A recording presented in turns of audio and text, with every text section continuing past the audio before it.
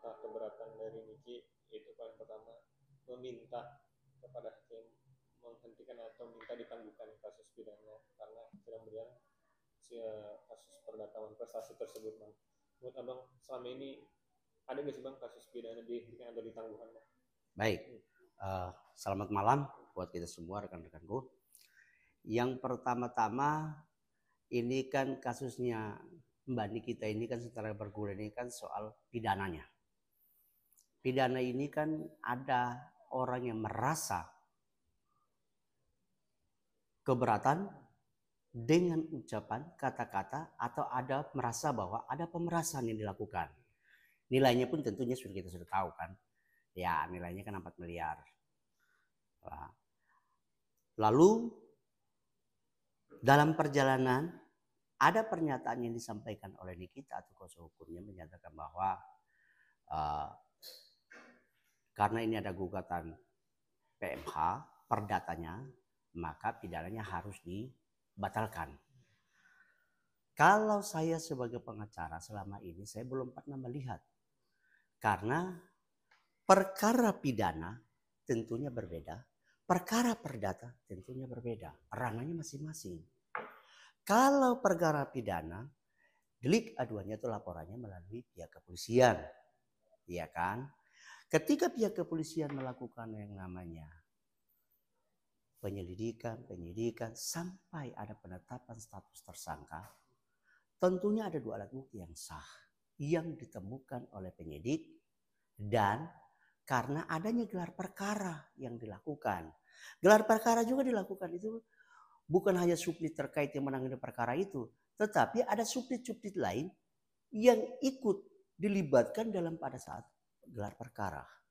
Karena gelar perkara itu pasti terang benderang untuk menetapkan status orang atau nasib orang untuk naik jadi tersangka. Itu tidak gampang karena pihak kepolisian mereka juga ekstra hati-hati. Apalagi Mbak Nikita adalah seorang public figure, tidak sembarangan. Tentunya itu. Maka apa yang ditetapkan oleh pihak kepolisian tentunya mereka memiliki 2 alat bukti yang sah. Maka perkaranya sampai akhirnya dilimpahkan kepada pengadilan. Kalau kasus perdata yang baru didaftarkan itu kan kasusnya kan perdata PMH, itu di pengadilan, ranahnya berbeda. Artinya itu pembuktiannya juga masih jauh. Bahkan tadi barusan saja kan baru mediasi. Ya kan? Mediasi yang ketiga kali kan. Nah, tidak datang kan. Tetapi di dalam mediasi itu yang namanya terlapor atau yang namanya tergugat, dia punya kewenangan datang atau tidak itu tergantung daripada dia berkomunikasi dengan pihaknya.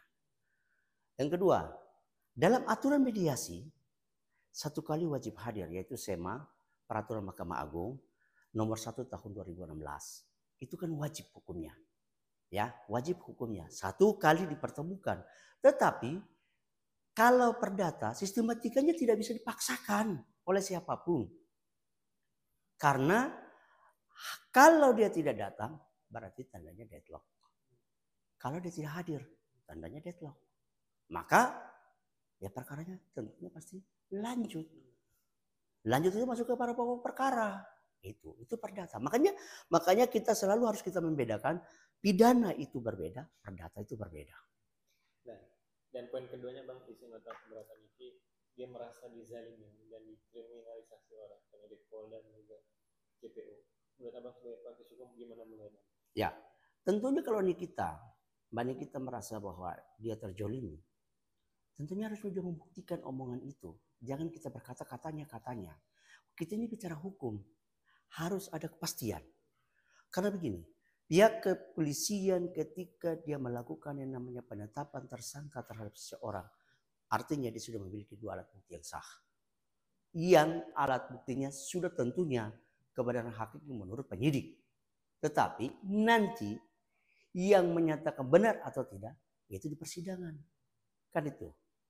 Lalu setelah dinyatakan 2 alat bukti terpenuhi, maka akan dilakukan namanya P21.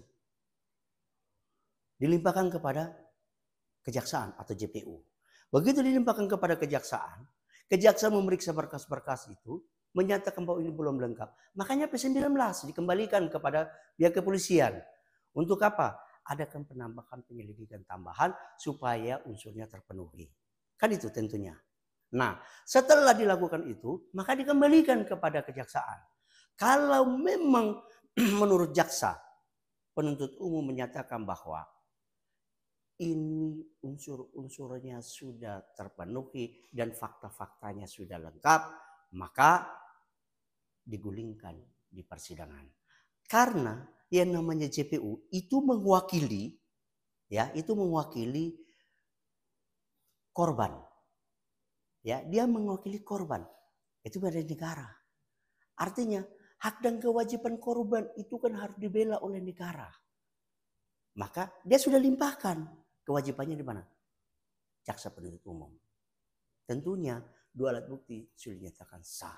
Artinya bahwa kalau kita Mbak Niki bersama dengan PH-nya atau kuasa hukumnya menyatakan bahwa ini terjadi sebuah kejoliman, ya mereka siapkan saja bukti-bukti untuk nanti dikonter pada saat saksi-saksi yang dihadirkan oleh JPU itu bisa dikonter. Kan itu bukti-bukti. Poin ketiga isi nota keberatan itu adalah dia merasa sudah menyelamatkan muka wajah banyak perempuan Indonesia. Tapi kenapa dia yang ibaratnya di penjara, dipidanakan? Kemana BPOM selama ini? Kenapa BPOM diam saja? Apabila dengan BPOM ada main atau berpihak kepada para mafia skincare? Menurut abang sebagai hukum, BPOM harus segera keluar, harus segera bertindak. Ya. Tapi selama ini nggak ada sama sekali. Tentunya gini, BPOM itu kan mewakili negara, perintah daripada negara. Negara tidak pernah dia akan meninggalkan warga negaranya. Skincare ini kan adalah obat untuk mempercantik mempercantik muka. Ketika untuk mempercantik muka itu kan ada yang menggunakan zat-zat tertentu. Tetapi di dalam BPOM itu mereka juga akan melihat dan menseleksi. Ini zatnya melebihi batas atau zatnya mengurangi batas. Kan tentunya kan mereka harus memiliki yang namanya bukti valid untuk melakukan bahwa ini adalah perbuatan kejahatan, ini bukan perbuatan kejahatan. Nah, apa yang disampaikan di kita menyatakan bahwa selama ini dia sudah memberikan advisor dan dia sudah memberikan yang namanya pandangan, masukan, dan dia sudah mengedukasi kepada masyarakat supaya menyelamatkan banyak ribu orang. Tentunya negara harus mengapresiasi. Tetapi kebenaran itu kan hakikinya kan apakah hanya di kita sendiri yang merasakan atau dirasakan oleh negara dan walaupun dirasakan juga oleh masyarakat yang notabene hari ini ada ribuan orang yang menggunakan skincare itu untuk mempercantik muka. Kan itu. Tentunya kita kalau memang sudah memberikan edukasi itu, siapkan saja bukti-bukti itu untuk nanti pada saat persidangan atau pada saat nanti pembelaan-pembelaan nanti dia serahkan kepada, menyampaikan kepada jaksa penuntut, menyampaikan kepada majelis hakim supaya menjadikan bahan pertimbangan bahwa Nikita selama ini dia memberikan edukasi yang baik kepada masyarakat dan sudah dirasakan apa yang dilakukan edukasi ternyata menyelamatkan banyak ribuan orang. Karena skincare yang digunakan orang-orang ini mungkin ada yang dia punya zatnya melebihi dari batas atau zatnya mengurangi dari batas, dan itu hanya yang memiliki dan yang mengetahui itu harus lab secara resmi oleh badan BPOM karena dia punya kewenangan itu. Terakhir. Dan akhirnya sidang tadi pagi ini terkait kemarin eksepsinya dia ditolak oleh hakim. Menurut abang gimana melihatnya? Ya.